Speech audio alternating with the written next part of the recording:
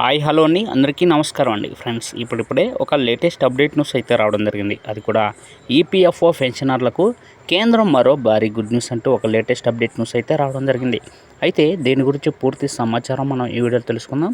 Video ఎక్కడ skip చేయకుండా చూసినట్లయితే అప్పుడే మనకు పూర్తి సమాచారం తెలుస్తుంది. ఇక లేట్ చేయకుండా వివరాల్లోకి వెళ్దాం ఫ్రెండ్స్. ఇక జనవరి 1, 2025న ఈపీఎస్ పెన్షన్ కోసం ఎదురు చూస్తున్న 78 లక్షల మంది ఉద్యోగులు పెన్షనర్లకు గుడ్ న్యూస్ చెప్తుంది. ఈ నేపథ్యంలో ఈపీఎస్ పెన్షన్దారులకు ఒక పెద్ద అప్డేట్ అయితే అందుబాటులోకి రానుంది. కేంద్ర కార్మిక ఉపాధి మంత్రిత్వ శాఖ ఉద్యోగుల పెన్షన్ స్కీమ్ 1995 కోసం కేంద్రీకృత పెన్షన్ చెల్లింపు వ్యవస్థకు ఆమోదం తెలిపింది. దీంతో చాలామంది ఉద్యోగులకు ప్రయోజనం చేకూరనుంది. వచ్చే ఏడాది నుంచి 78 లక్షల మంది ఈపీఎస్ పెన్షనర్లకు సైతం లబ్ధి చేకూరనుంది. ఇక సెంట్రలైజ్డ్ పెన్షన్ పేమెంట్ సిస్టమ్ ఆమోదం అనేది ఈపీఎఫ్ఓ చరిత్రలో ఒక ముఖ్యమైన మైలురాయని చెప్పవచ్చు. ఈ టెక్నాలజీ ద్వారా పెన్షనర్లు ఎదుర్కొంటున్న అనేక లాంగ్ పెండింగ్ సవాళ్లను పరిష్కరిస్తుంది. ఒక సమర్థవంతమైన పంపిణీ యంత్రాంగాన్ని నిర్ధారిస్తుందని కేంద్ర మంత్రి మన్సుఖ్ మాండవ్య అన్నారు. తాజా నిర్ణయం ప్రకారం జనవరి 1, 2025 నుండి భారతదేశంలో ఎక్కడైనా పెన్షనర్లు ఏదైనా బ్రాంచ్ ద్వారా డబ్బును స్వీకరించగలరు.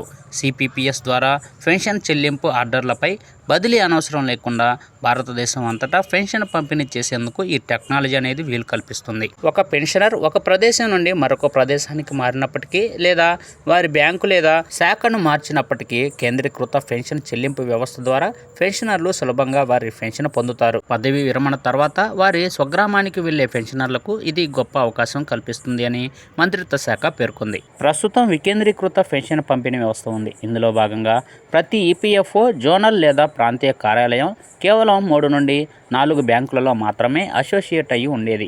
ఇప్పుడు కొత్త సిపిపిఎస్ టెక్నాలజీ ద్వారా పెన్షనర్లు ఎలాంటి అథెంటికేషన్ కోసం బ్రాంచ్కి వెళ్ళనవసరం లేదు. దీనికి సంబంధించి ఉద్యోగుల పెన్షన్ పథకం కింద పెన్షన్ కావాలనుకునే వారు మాత్రం అర్హులైన వారు ఈపీఎఫ్ఓలో సభ్యుడిగా ఉండాలి.